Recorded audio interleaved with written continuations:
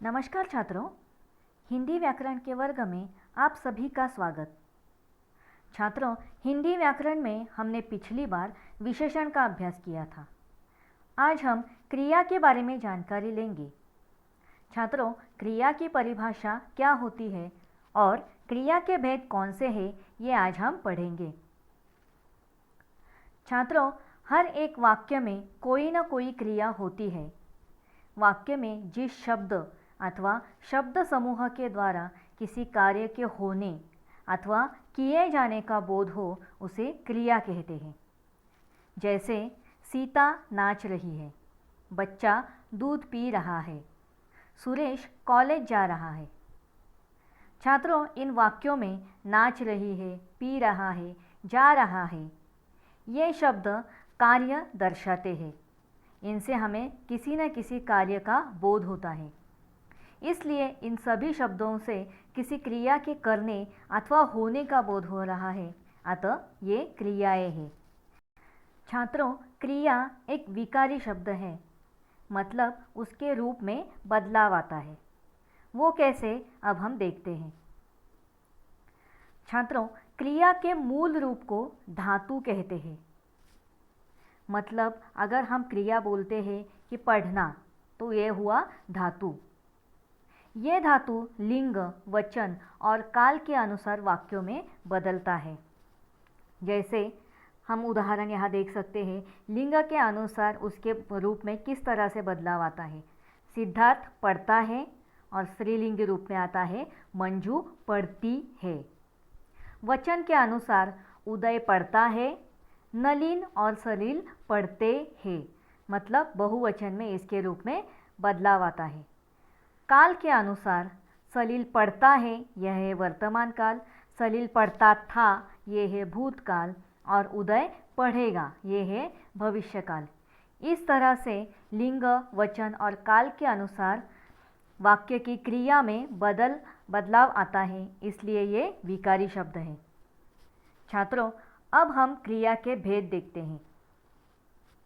क्रिया के प्रमुख 5 भेद होते हैं: सकर्मक क्रिया, अकर्मक क्रिया, संयुक्त क्रिया, सहायक क्रिया और प्रेरणार्थक क्रिया।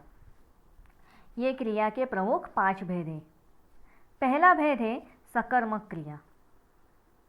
छात्रों, जिन क्रियाओं का असर कर्ता पर नहीं कर्म पर पड़ता है, उसे सकर्मक क्रिया कहते हैं। छात्रों, हमें यह मालूम है कि क्रिया जो करता है उसे हम कर्ता कहते हैं और क्रिया जिस पर होती है उसे हम कर्म कहते हैं। तो जिन वाक्यों में क्रिया का असर कर्ता पर नहीं बल्कि कर्म पर पड़ता है, उसे सकर्मक क्रिया कहा जाता है। ऐसी क्रियाओं में कर्म होना आवश्यक होता है। उदाहरण देखिए, मैं लेख लिखता हूँ, सुरेश मिठाई खाता है, मीरा फल लाती है, भंवरा फूलों का रस पीता है। छात्रों, इन वाक्यों में लेख, मिठाई, फल, रस ये शब्द कर्म है। इन वाक्यों में क्रियाएं इन कर्मों पर होती है, क्रिया का असर इन कर्मों पर पड़ता है और इन वाक्यों में इन कर्मों की आवश्यकता है। मैं लिखता हूँ, उसके साथ साथ लेख इस कर्म की यहाँ पर आवश्यकता है। सुरेश मिठाई खाता है, मिठाई इस कर्म की यहाँ पर आवश्यकता है। इसीलिए ये सारी क्रियाएं, मतलब लिखना, खाना, लाना, पीना, ये यहाँ पर सकर्मक क्रिया के रूप में आती है। छात्रों, सकर्मक क्रिया पहचानने के लिए वाक्य में अगर, क्या, किसे, किसको, इन जैसे प्रश्नों के उत्तर मिल जाए तो क्रिया सकर्मक होती है। जैसे पत्नी ने शिकंजी बनाकर पिलाई, इस वाक्य में पिलाई ये क्रियाएं हैं। अब अगर हमने प्रश्न किया क्या पिलाई, तो हमें उत्तर मिलेगा शिकंजी। इसीलिए यहाँ पर कर्म दिख रहा है हमें और इस क्रिया को हम सकर्मक क्रिया कह सकते हैं। सकर्मक क्रिया के कुछ अन्य उदाहरण देखिए। मैंने तुम्हारे पराठे साधु को दे दिए। आपने साबरमती आश्रम देखा होगा। इच्छा न होते हुए भी मुझे खाना खाना पड़ा। ये है सकर्मक क्रिया के उदाहरण। छात्रों, अब हम देखेंगे अकर्मक क्रिया क्या होती है। जिन क्रियाओं का असर कर्ता पर ही पड़ता है उसे अकर्मक क्रिया कहते हैं। जैसे वाक्य में कर्म की आवश्यकता नहीं होती, लेकिन जो क्रिया होती है वो उस क्रिया का असर कर्ता पर पड़ता है, मतलब क्रिया करने वाले पर पड़ता है। इसलिए इन जैसी क्रियाओं को अकर्मक क्रिया कहा जाता है। जैसे राकेश रोता है, सांप रेंगता है, बस चलती है। इन वाक्यों में क्रियाएं हैं रोता है, रेंगता है, चलती है। यहाँ पर किसी कर्म की आवश्यकता नहीं है। इन क्रियाओं का असर कर्ता पर पड़ता है, इसीलिए ये अकर्मक क्रिया है। मतलब इन वाक्यों में सिर्फ कर्ता मतलब क्रिया करने वाला है। ये क्रियाएं किसी और पर घटित नहीं होती। छात्रों, अकर्मक क्रिया को हम कैसे पहचानें? उदाहरण देखिए, अमरनाथ उठे और चल पड़े। इस वाक्य में उठे क्रिया है। अब अगर हमने प्रश्न किया क्या उठे, तो हमें उत्तर नहीं मिलेगा। इसीलिए ये अकर्मक क्रिया है। ये क्रिया कर्ता पर आधारित है, कर्म पर नहीं। कुछ क्रियाएं सदैव अकर्मक ही रहती है, जैसे उठना, बैठना, सोना, रोना, हंसना, जीना, मरना, कूदना, चढ़ना, डरना, जागना, सोना। इस तरह की क्रियाएं हमेशा अकर्मक ही रहती है। छात्रों, अकर्मक और सकर्मक क्रियाओं में अंतर क्या है वो अब हम देखते हैं। अकर्मक क्रिया में कर्म नहीं होता, इसी कारण से इसे अकर्मक यानी बिना कर्म की क्रिया कहा जाता है, जैसे मैं खाता हूँ। सकर्मक क्रिया में क्रिया के साथ कर्म होता है, इसी कारण से इसे सकर्मक क्रिया यानी साथ कर्म के साथ क्रिया कहा जाता है, जैसे मैं खाना खाता हूँ। यहाँ पर आप देखिए, खाना ये क्रिया एक वाक्य में अकर्मक क्रिया है और दूसरे वाक्य में सकर्मक है। छात्रों, अब हम क्रिया का अगला भेद देखते हैं, वो है संयुक्त क्रिया। जब वाक्य में एक से अधिक क्रियाओं का उपयोग होता है तब उसे संयुक्त क्रिया कहते हैं। जैसे श्रीमती जी जल्दी ही थक कर बैठ गई। मैं करघे पर बुना कपड़ा ही इस्तेमाल करता हूँ। कांच का कार्य पर्यटकों को आकर्षित कर देता है।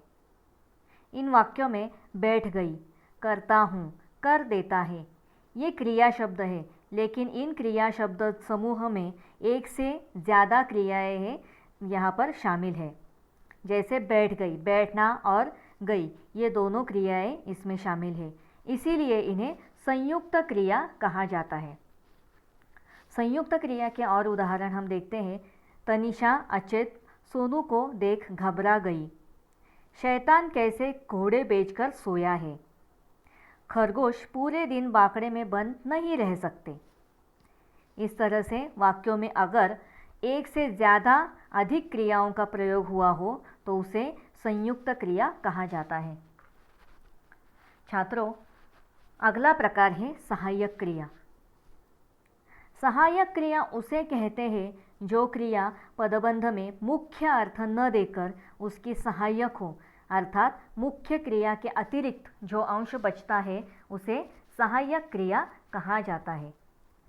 जैसे जो क्रिया मुख्य क्रिया का अर्थ प्रकट करने में सहायता प्रदान करती है उसे सहायक क्रिया कहा जाता है। जैसे पिताजी अखबार पढ़ चुके हैं, माताजी खाना बनाने लगी। उपर्युक्त वाक्यों में मुख्य क्रिया पढ़ तथा बनाने ये है। उनके साथ जो दूसरी क्रिया आई है चुकी, लगी, ये सहायक क्रिया है, क्योंकि ये क्रियाएं मुख्य क्रिया का अर्थ अच्छी तरह से प्रकट करने में सहायता करती है। छात्रों, सहायक क्रियाएं कुछ विशेष भाव या अर्थ व्यक्त करने के लिए वाक्य में मुख्य क्रियाओं की सहायता करती है। वो कैसे, वो अब हम देखेंगे। पहला वाक्य देखिए, हम मेहरानगढ़ किले की ओर बढ़ने लगे। यहाँ पर लगना क्रिया का प्रयोग कार्य के आरंभ सूचित करता है, इसलिए लगे ये सहायक क्रिया है। इच्छा न होते हुए भी मुझे खाना खाना पड़ा।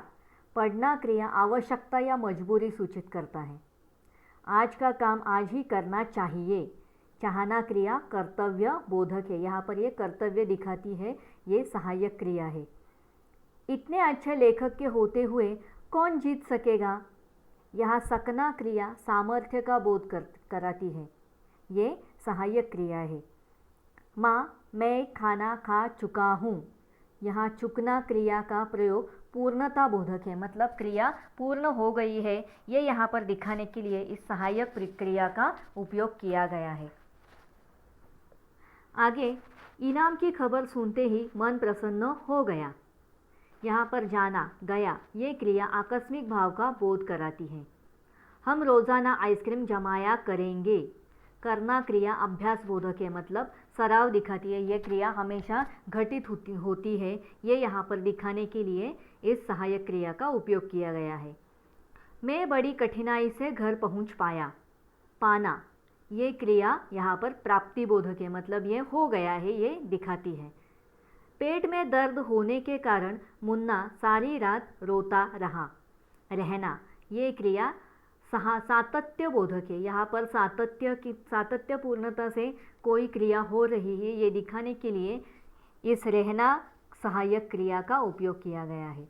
इस प्रकार छात्रों लगना, पढ़ना, चाहना, सकना, चूकना, जाना, करना, पाना, रहना, उठना, देना, बैठना, होना आदि क्रियाओं का प्रयोग संयुक्त क्रियाओं में सहायक क्रिया के रूप में होता है।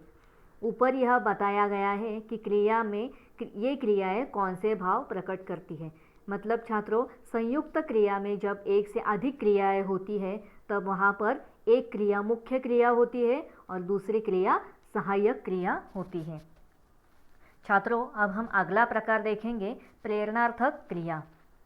जो क्रिया शब्द यह बताए कि कर्ता स्वयं कार्य न करके किसी दूसरे से करवाता है, ये प्रेरणार्थक क्रिया कहलाते हैं। मतलब प्रेरणार्थक क्रिया में वो जो क्रिया होती है वो कर्ता स्वयं करता नहीं है लेकिन दूसरे से करवाता है, इसीलिए उसे प्रेरणार्थक क्रिया कहा जाता है। यहाँ पर हम उदाहरण देखेंगे। हर्षित कविता पढ़ता है, माँ हर्षित को कविता पढ़ाती है, माँ शिक्षिका से हर्षित को कविता पढ़वाती है। यहाँ पर एक ही क्रिया है पढ़ना, ये क्रिया किस तरह से यहाँ पर बदल जाती है वो हम देखेंगे। पढ़ता है, पढ़ाती है और पढ़वाती है। यहाँ पर पढ़ाती और पढ़वाती ये प्रेरणार्थक क्रिया है, मतलब माँ दूसरे से ये क्रिया करवा कर ले रही है। दूसरा उदाहरण देखिए। आन्या दूध पीती है, दादी आन्या को दूध पिलाती है, दादी नौकर से आन्या को दूध पिलवाती है। यहाँ पर भी पिलाती और पिलवाती ये प्रेरणार्थक क्रियाएं हैं। उपर्युक्त वाक्यों में पढ़ना और पीना क्रियाओं के दो दो रूप हैं। मूल क्रिया पढ़ना और पीना है, उन्हीं से दूसरे रूप पढ़ाना, पढ़वाना तथा पिलाना और पिलवाना बने हैं। यहाँ पढ़ाना और पिलवाना प्रथम प्रेरणार्थक रूप है, मतलब ये प्रथम प्रेरणार्थक रूप है, प्रथम स्वरूप से ये प्रेरणा देते हैं कार्य के लिए। और पढ़वाना और पिलवाना ये द्वितीय प्रेरणार्थक रूप है, मतलब कोई दूसरे व्यक्ति से ये कार्य करवा के लिया गया है। छात्रों प्रेरणार्थक क्रिया किस तरह से बनाते हैं इसके हम नियम देखेंगे। जैसे पहला नियम है मूल धातु के अंत में आ जोड़ने से प्रथम प्रेरणार्थक क्रिया बनती है और वा जोड़ने से द्वितीय प्रेरणार्थक रूप बनता है। जैसे चढ़ना ये मूल धातु है, प्रथम प्रेरणार्थक रूप बनाते समय हम चढ़ाना इस तरह का शब्द प्रयोग करते हैं और द्वितीय प्रेरणार्थक रूप बनाते समय हम चढ़वाना इस तरह से शब्द के रूप में बदल करते हैं। उसी तरह से अगला उदाहरण देखिए। पढ़ना से प्रथम प्रेरणार्थक बनता है पढ़ाना और द्वितीय प्रेरणार्थक बनता है पढ़वाना। आगे हम देखेंगे दूसरा नियम, जहाँ पर दो अक्षरों की धातु में ए अथवा ओ को छोड़कर आदि का दीर्घ स्वर ह्रस्व हो जाता है। जैसे देखिए मूल धातु है जीतना, जब हम प्रथम प्रेरणार्थक रूप बनाते हैं तब जिताना, यहाँ पर ये जो पहली जो मात्रा है जी की वो पहली बन जाती है, ह्रस्व बन जाती है। और द्वितीय प्रेरणार्थक में भी ये ह्रस्व बन जाती है, जिताना, जितवाना। दूसरा उदाहरण देखिए, डूबना। डूबना, इसमें ड की जो मात्रा है वो दीर्घ है, लेकिन वो प्रथम प्रेरणार्थक और द्वितीय प्रेरणार्थक रूप में डुबाना और डुबवाना हो जाती है, जहाँ पर ये मात्रा ह्रस्व हो जाती है। तीसरा नियम हम देखेंगे, एक अक्षर वाली धातु के अंत में ला और लवा लगाकर दीर्घ स्वर ह्रस्व कर देने से प्रथम प्रेरणार्थक और द्वितीय प्रेरणार्थक रूप बनते हैं। जैसे खाना, खिलवाना, खिलाना, खिलवाना। यहाँ पर आप देख सकते हैं किस तरह से रूप में बदलाव आया है। ला और लवा, ये दो शब्दांश यहाँ पर जोड़ दिए गए हैं। दूसरा उदाहरण है, देना इस धातु से दिलाना, दिलवाना। इस तरह से प्रेरणार्थक रूप में बदल आ जाता है। छात्रों, आज हमने क्रिया के 5 भेद देखे, सकर्मक क्रिया, अकर्मक क्रिया, संयुक्त क्रिया, सहायक क्रिया और प्रेरणार्थक क्रिया। धन्यवाद।